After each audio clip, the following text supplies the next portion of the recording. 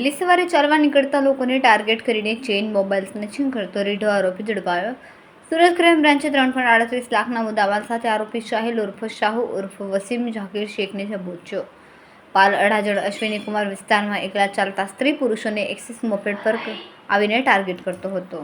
Moped પરથી chain અને mobile ઝૂંટવીને ફરાર થઈ જતો। 20 દિવસ પહેલા જ જેલમાંથી છૂટ્યો હતો। પોલીસે કબજે કરેલ મુદ્દામાલની કિંમત 3,38,545 થાય છે। કબજે કરાયેલ મુદ્દામાલમાં સોનાનું પેન્ડન્ટ, 2 આઈફોન સહિત 3 મોબાઈલ અને 1 મોપેડનો સમાવેશ થાય છે। આરોપી સામે ઉધના, અડાજણ, ગોડાદરા પોલીસ સ્ટેશનમાં 6 ગુના નોંધાયેલ છે। આરોપીની ધરપકડ કરીને ક્રાઇમ બ્રાન્ચે કુલ 4 સ્નેચિંગના ભેદ ઉકેલ્યા છે। સુરત શહેરમાં મિલકત વિરુદ્ધના ગુનાઓ અટકાવવા માટે ક્રાઇમ બ્રાન્ચની ટીમો સતત લાગેલી હોય છે। એ અનુસંધાને એન્ટી એસ્ટ્રોઝોનના પીઆઈ સિંધા અને પીએસઆઈ મહેડાની ટીમને એક બાતમી મળેલી। સાહિલ ઉર્ફે વસીમ જાફીર શેખ લિંબાયતનો રહેવાસી, જે ચેન સ્નેચિંગના ગુનાઓમાં સંડોવાયેલો છે। અગાઉ પણ એના વિરુદ્ધમાં 6 અલગ અલગ પોલીસ સ્ટેશનમાં ગુનાઓ છે અને પાસામાં જઈને આવેલો છે 20 દિવસ પહેલાં।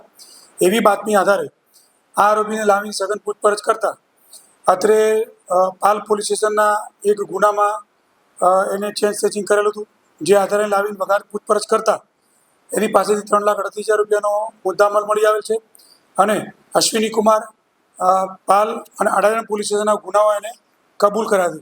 ટોટલ એના વિરુદ્ધમાં 10 ગુનાઓ છે। આ આરોપી હમણાં જસ્ટ 20 દિવસ પહેલાં પાસામાંથી છૂટી આવેલ છે। અત્યારે એને અટક કરી વધુ કાર્યવાહી માટે અશ્વિની કુમાર પોલીસ સ્ટેશનમાં સુપરત કરવામાં આવેલ છે।